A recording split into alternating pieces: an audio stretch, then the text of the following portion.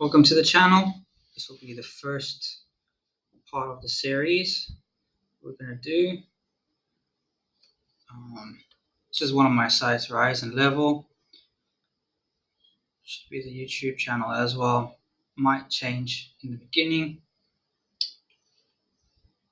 Alright, so what we're going to be covering in this video is No More Mr. Nice Guy. It's part 1. So things like what is a nice guy syndrome, some of the traits, how to break free, just the beginning introduction review. So, yeah, I am a nice guy, and in this video or this series, you see No Master Nice Guy Part 1. What is a nice guy? I am a nice guy, so I am studying this book by Robert Glover, No More Mr. Nice Guy. Very good book. Highly recommend it. Even if you're not a nice guy, still recommend it. I just thought I would share it with you. So, what is a nice guy? A nice guy essentially is a breed, according to Robert Glover, a breed of men who seek approval of others, right?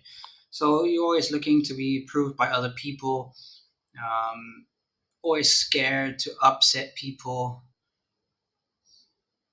caretaking, always trying to take care of everyone, giving to get, where you give in order to get something back, not really to give just to give. Fixing, always trying to fix people or fix problems, or keeping the peace, avoiding conflict. Right. So you're always keeping the peace, making sure no one is rocking any boats, avoiding conflict. Whenever there's conflict, you can't be in it. You'll try to avoid it. You don't answer honestly.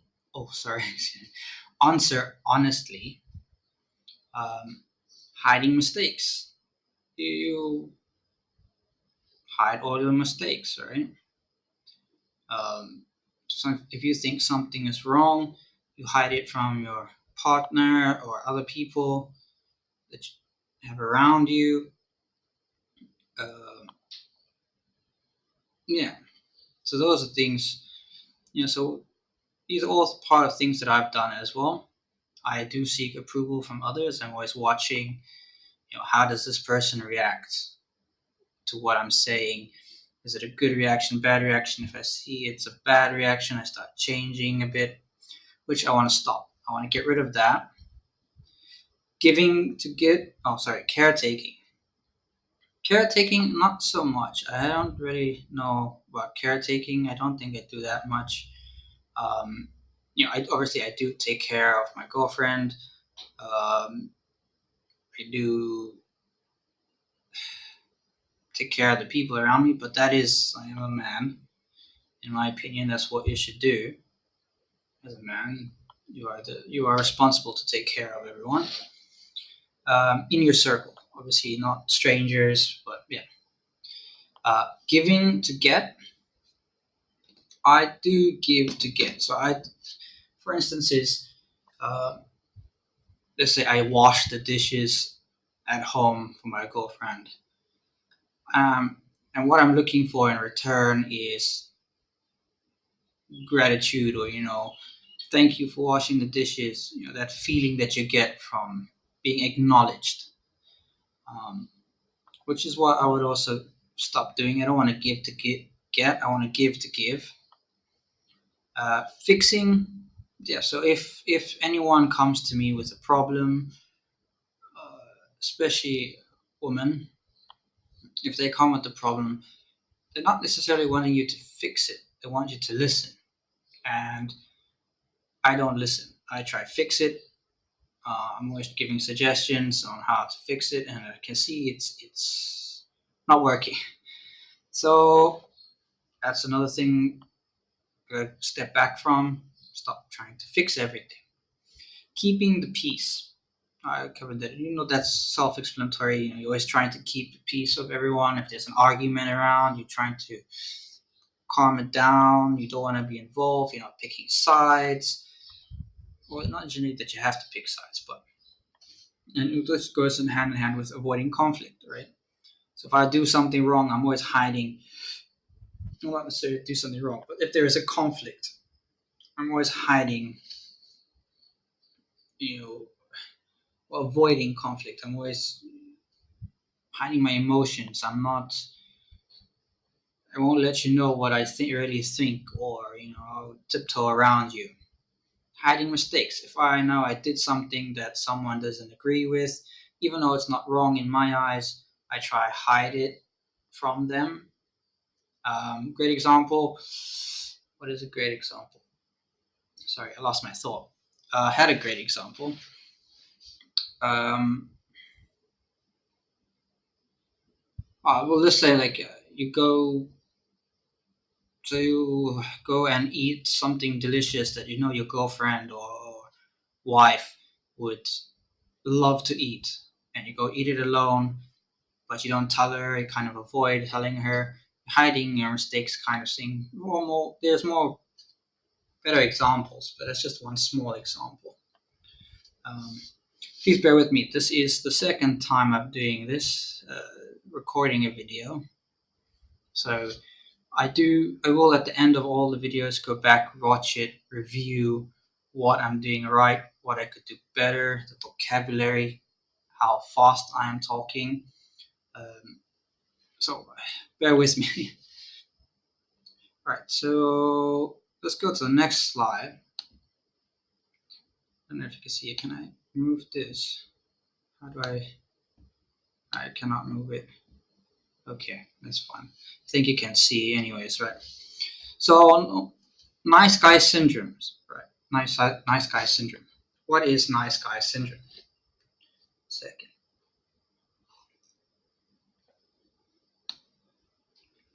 Let's have a coffee. Right, so nice guy syndrome.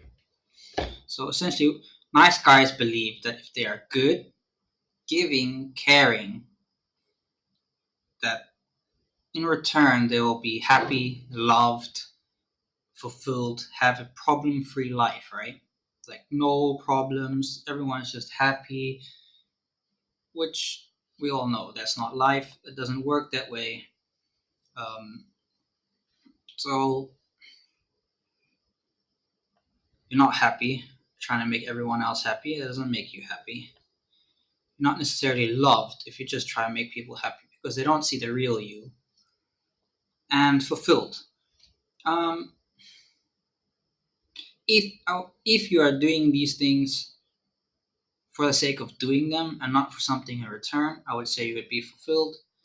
But as a nice guy or a nice guy syndrome, essentially what you are actually doing is you are giving to get. Remember, so you're doing these things.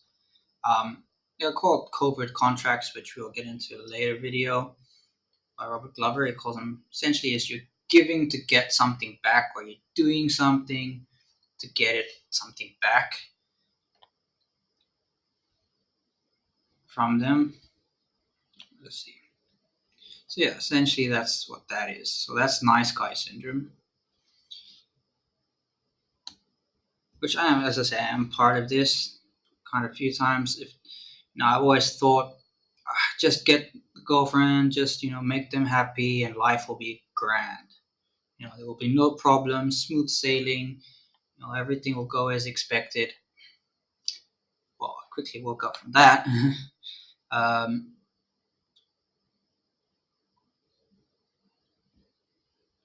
so let's go to the next.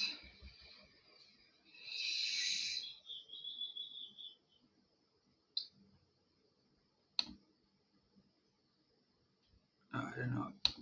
Does it go to the next one? There we go. Didn't want to go. Sorry. Okay, so breaking free from the nice guy syndrome, right? So the whole book from Robert Glover is about breaking free from the nice guy syndrome. What does breaking free look like? Well, you essentially you learn effective ways to get your needs met. So what you actually need, instead of doing it in a passive aggressive roundabout way, not trying to upset people, you know,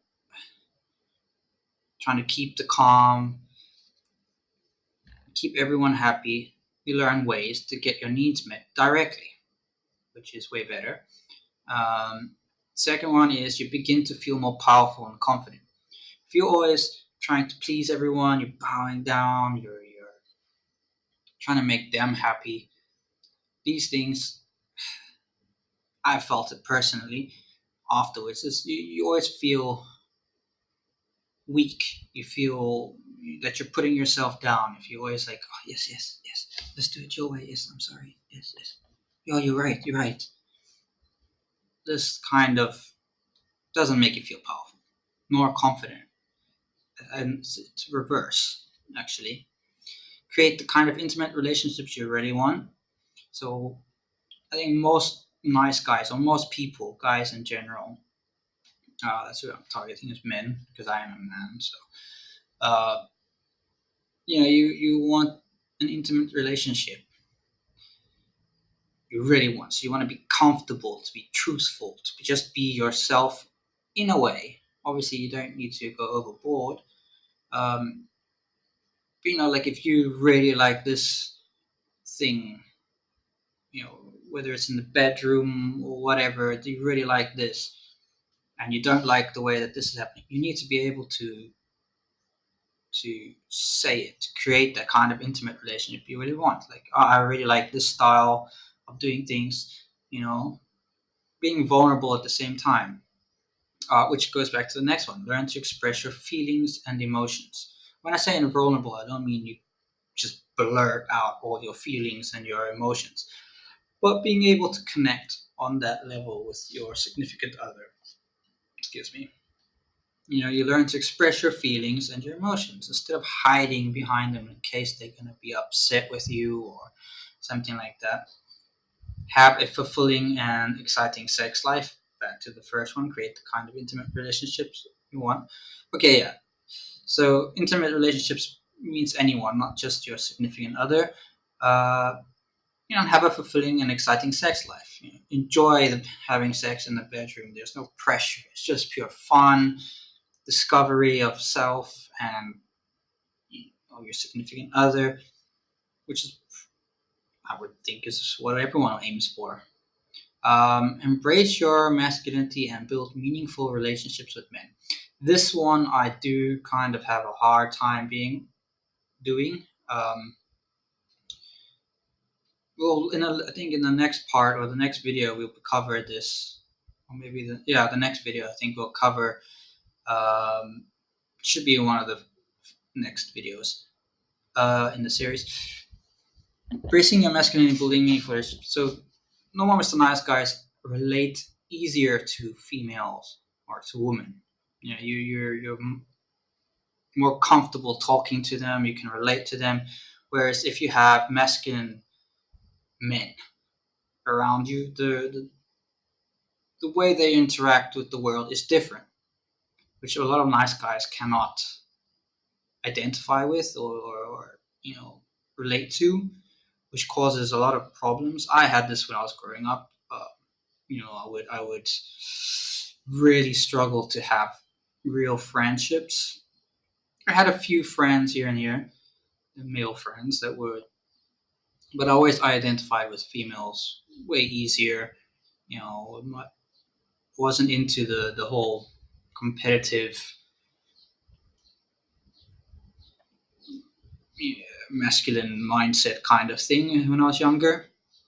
Now I can see the benefits of it, of being a man, and then should have it in my opinion. Should have real male friends. Um, Live up to your potential and become truly creative and productive. Yeah, so nice guys don't really live up to their potential. They always scared to try something new, to do something different. Scared that how's everyone gonna look at me? Uh, is this person gonna be upset if I do it? And they always play them down themselves. And another thing is accept yourself just as you are, which is a very big part of it. A lot of nice guys have childhood traumas or certain ways of thinking that you try and hide who you really are. You're not comfortable expressing who you really are. So that's one other thing. So that's breaking free from nice guys. And these are all things from the book. All things I would love to be able to have or my life look like. Uh, the next one is the outcomes, right? So there are breaking free exercises, as Robert Glover calls it in the book, right? Next part, chapter one. Okay, sorry. So nice guy part one. Okay, so nice guy. There is a typing mistake. Sorry about that. That's supposed to be chapter. Yeah. Oh no. Sorry. That is correct. So this is the intro to the book. So next part is chapter one. Uh, we'll be working through chapter one, starting my journey to being the man I want to be. Um, you know, let's say those traits on the previous page. All of these, I would love to have them. Work hard for them. I would like to be the man I want to be. Uh, I'll be work. Yeah, that looks like a really healthy and great life. I mean, if you think of those traits or those outcomes, I would look. I think that looks like a really healthy, fun, great life to be in. Not necessarily fun, but I mean, life will become your playground, basically. All right. Well, that's it for the first one. Oh, it's a bit longer than I thought. It's supposed to only be 10 minutes. Sorry about that. Uh, you know, comment on this video. Let me know what you think. What should be improved. Try to be nice. As I said, this is only the second time I've done a video. I'm not a very video type person. I don't record videos. I'm not much on social media. I'm out of all of that. First attempt at doing something like this, and I just want to learn these things and share them with you, and maybe hopefully find some people that are on the same journey, same path, want to share, talk, uh, you know, just improve our lives as men, become better, get to that 1%, as they all say. Right. Thanks for joining again. Please subscribe. Let me know what you say. Subscribe, like, and if you want, I don't really mind. Uh, but yeah, let me know what you think. What could be improved? My manners, my way of speaking too fast. The slide was bad. I don't know. Just let me know what you think. What could be improved? What I need to work on? As again, I'll say I will review this video and I will write down what I need to work on before or as I continue going on. Great. Thanks again for joining. See you on the next one.